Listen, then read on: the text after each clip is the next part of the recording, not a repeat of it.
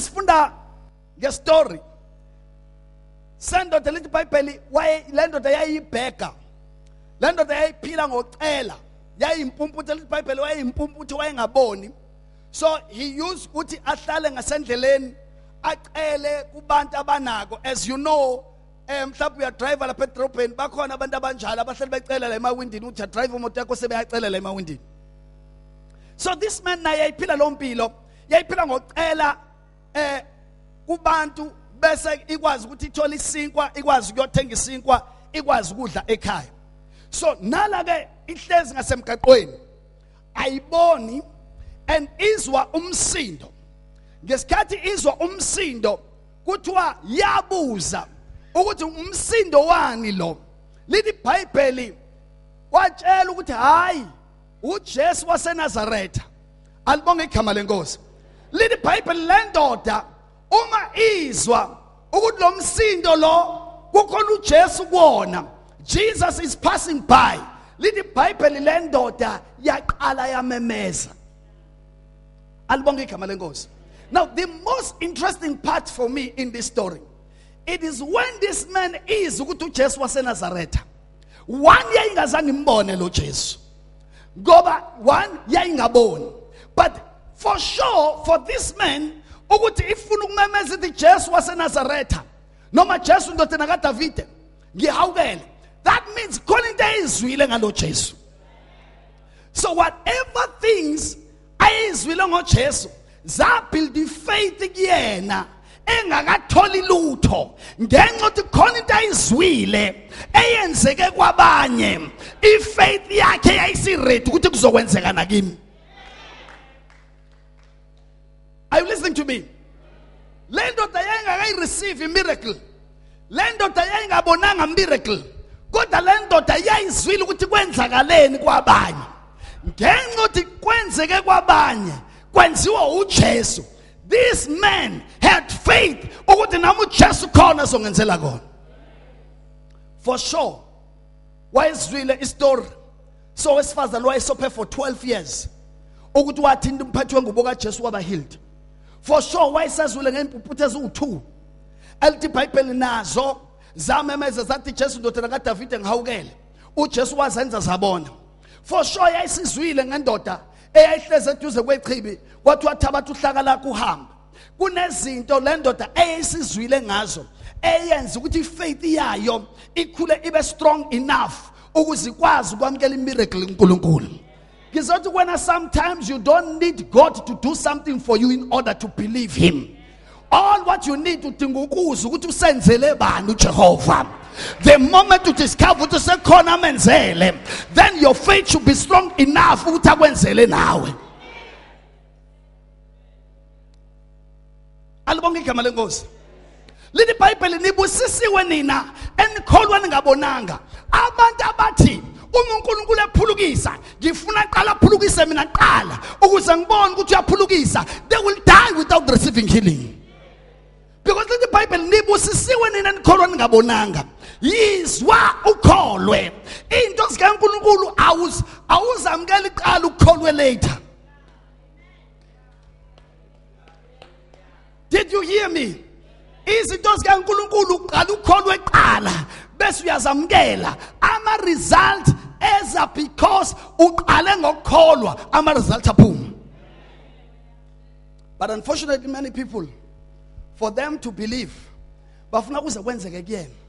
Listen to me, if ufuna ukwazi if ufuna ukubona uNkulunkulu uyabusisa umuntu akufanele azaze ubusise wena qala ukuthi ukuze uthi uNkulunkulu uyabusisa umuntu. You need only one person okade umaze lapha bese uyambona esephakanyisiwe then you will say God uyakwazi ukuphakamisa umuntu. You need to know one person who was sick that was healed. Finish is enough to believe God. Are you listening to me? He doesn't have to heal you first so that you can believe. You doesn't have to bless you first ukuze umazi ukuthi uyabusana. Akufanele azaphakamisa naqala bese uthi uyaphakamisana. Alibonge igama lenkosi. Once enzele oyedwa, that is a powerful sign enough that you can believe him and he can do it for you. Are you listening to me? Lo shona ilanga. Uthi mangabe ngempela uNkulunkulu ekwenza. Mina ngifuna akwenzela kunini. Jesus was not impressed with abantu abanalo attitude. uThomas wenza ngalo attitude. uThomas kwatshela kuthiwa Jesus has risen from the dead. Wathi uThomas ngiyanizwa nje. Bakhona abanye bafakazi ngempela uvukile. Wathi uThomas ngiyanizwa. Mina ngifuna ukuthi ngiqale ngithinte. Ngifuna ukufaka isandla kuqala. Mase ngifaka isandla emanxebeni akhe then ngiyobe ngiyakholwa. He thought he was clever, but he was a fool. Are you listening to me? Because if you are spiritual, if you are a fool spiritually, ufuna ukukholwa ufuna ukubona bese uyakholwa. And people like that, they are delaying their blessings, they are delaying their breakthrough, they are delaying their promotion, they are delaying whatever that they are expecting from God, because isandla sokwamkela bakasirelease esukholwa, because izinto zikaNkulunkulu zamkelwa ngokukholwa. Awuzamkeli ngokudabukisa. Listen, Jesus many times ubaphulukisa abantu because they had faith in him, not because bebedabukisa kakhulu. Alibonge igama lenkosi. Akekho uNkulunkulu akabasiza abantu abadabukisayo, usiza abantu abakholwayo. Are you listening to me? Yes. uNkulunkulu usiza abantu abanjani bazona abakholwayo. Let me tell you, for me or for you, ukuze wazi ukuthi iplug kagesi iyasebenza. Let's say khona iplug la kagesi. Nansi lapha. Iplug le kagesi. For me to be sure ukuthi plug iyasebenza, all what I need is iayina elilodwa noma iketela elilodwa. Once ngathatha lelo ketela ngalifaka la on iketela, that means iplug iyasebenza. Uma sengithatha iayina elinye, iketela ngithi sekwenzelekile kwiketela. Mase ngithatha iayina ngifike ngiyifake la iayina inga own, ngithatha iradio ngifake iradio inga own, ngifake iTV inga own. Iproblem ikuphi? Iproblem ikwiplug noma iproblem kulezi ezu3? Iproblem kulezi ezu3 ngoba iplug iprovile kwiayina ukuthi iyasebenza. Sometimes what I'm saying to you, uNkulunkulu udinga nje ukuthi abusiso yedwa phambi kwakho bese uyanela ukuthi uyabusisana. After that, when your job one, it is to increase your faith.